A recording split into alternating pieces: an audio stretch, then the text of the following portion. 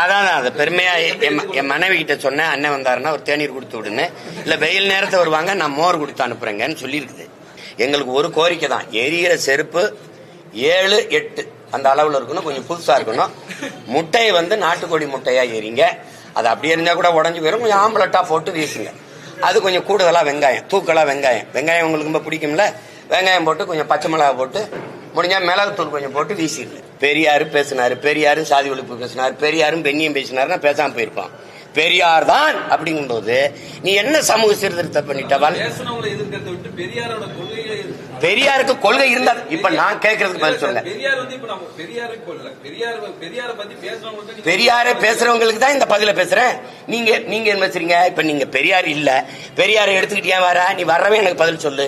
வள்ளலார், எங்கள் மூதாதை வள்ளலார் வைகுந்தரை தாண்டி என்ன நீ சமூக சீர்திருத்தம் இங்க பண்ணீங்க? ஏங்க அது விடுங்க, நீங்க தான்றீங்க பேசுன அது தப்பு. என்ன சொல்ற? ஆமாங்க சொன்னீங்க, சொல்லிருக்கீங்க.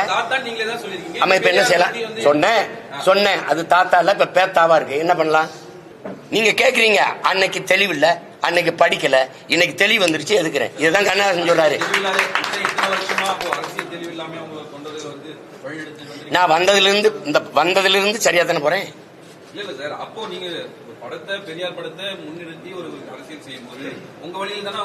வேணாம் எனக்கு பெரியார் படம் வேணா, நீங்க வச்சுக்கிறீங்க. கொள்கை என்ன? பெரியாரை எதிர்க்கிறது உன்னோட திராவிட சித்தாந்தத்தின் வேறது பெரியாரு வெட்டி சாய்க்கிறது. வேற ஏதாவது விளக்க வேணுமா?